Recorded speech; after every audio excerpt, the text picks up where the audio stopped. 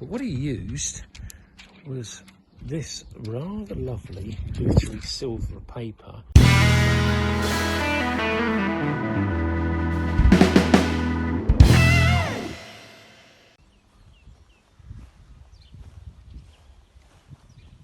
We've already got one lot of debris off using the vacuum, but going through it again, this in the opposite direction, this does actually show that one pass is never enough. Sometimes we need to do it twice just to get all the rubbish out.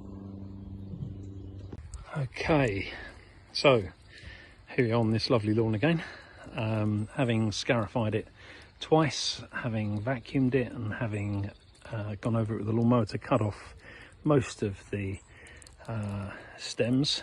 What we're doing now, or what I'm doing now, is actually hollow tining this. Now this is something that we don't do very often, but this is to be used in sports, so the clients asked for it to be done as a hollow tine.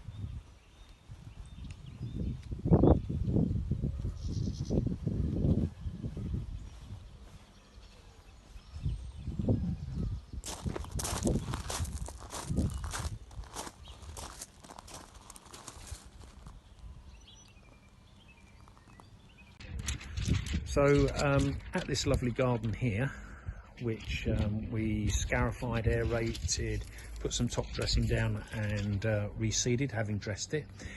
Client was having issue with pigeons, which you'd expect, trees nesting there.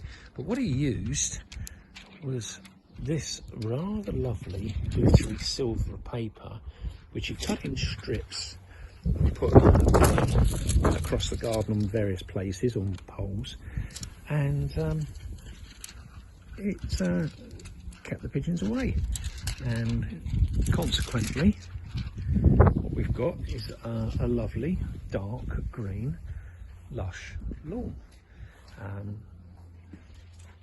which has come back very, very well with a little bit of pigeon scaring.